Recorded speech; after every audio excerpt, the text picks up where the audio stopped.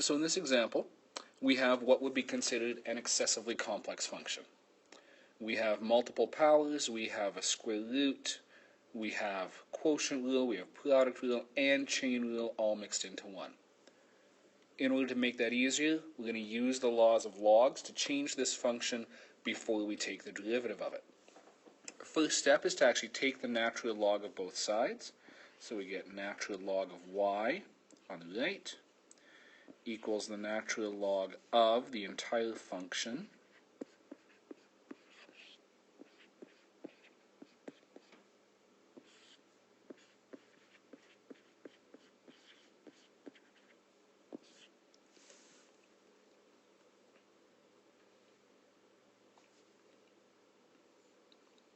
and at this point we can apply the log laws to split the right side into a series of more basic functions. So natural log of y on the left.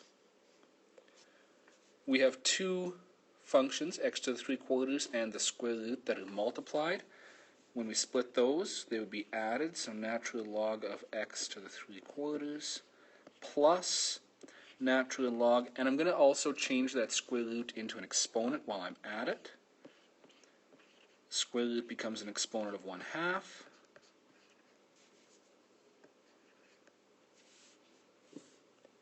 And the third function, 3x plus 2 to the 5th, that's divided, so we can subtract that.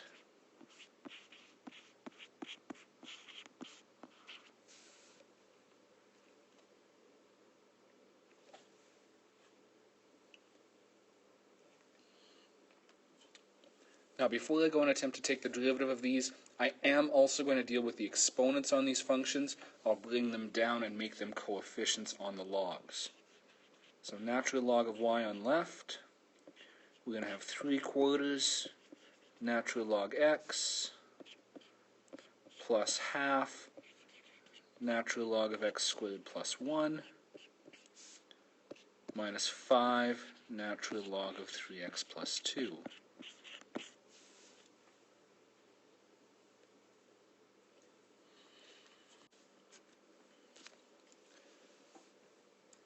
Now that we have these down to more basic functions, we can go ahead and take the derivative. Derivative of any natural log is u prime over u. So derivative of log y, derivative of y would be 1. However, we need to keep in mind that we're taking the derivative of a y. So on this left side, implicit differentiation does become necessary. So then u prime would be 1 dy over dx, or just dy over dx. That's our u prime over u.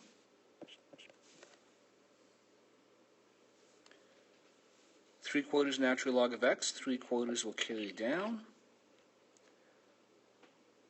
times derivative of natural log is u prime over u, so derivative of x, which would be 1, u would be x.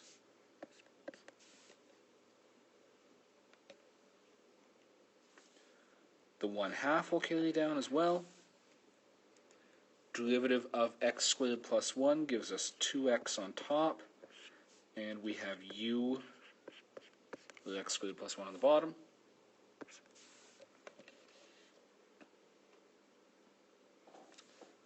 Five's going to carry down.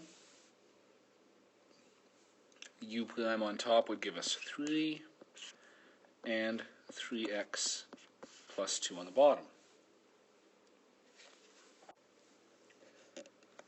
When we go to the next step, we'll go to combine these fractions, make them a little bit simpler. Before I do that, though, just want to point out in that second one, we have 1/2 times 2x over x squared plus 1.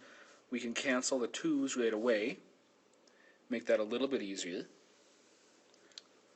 So we go to the next step. Left is still dy over dx divide y.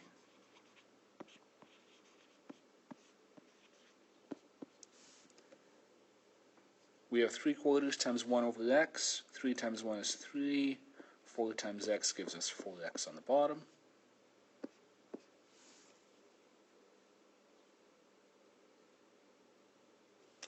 After canceling the 2's, we have x on top here, and x squared plus 1 on the bottom.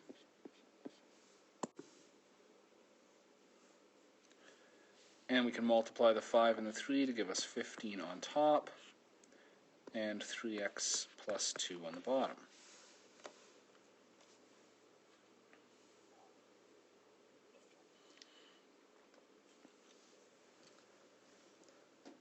Couple of final steps. We need to isolate dy over dx. So if we take both sides of the equation, multiply by y, that'll cancel the y on the left. So we have dy over dx equals, and I'm going to put the y in front here, and I'll explain why in just a moment.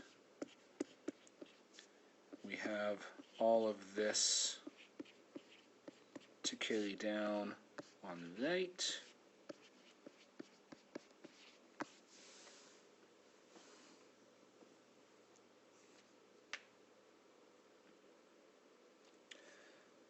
The last thing to actually simplify this, when we have dy over dx, it's always customary, if we can, to leave it in terms of strictly x's.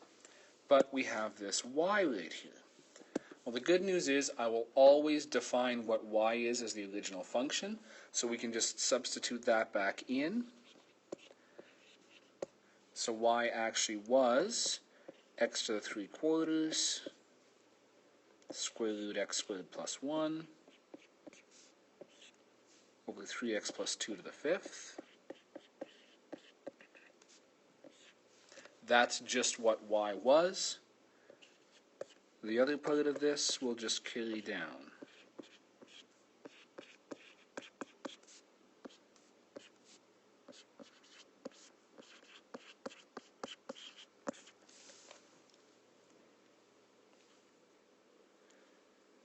So while this may not be an easy or a short process, it is actually significantly easier than trying to combine product, quotient, and chain rules all in one and get the derivative that way.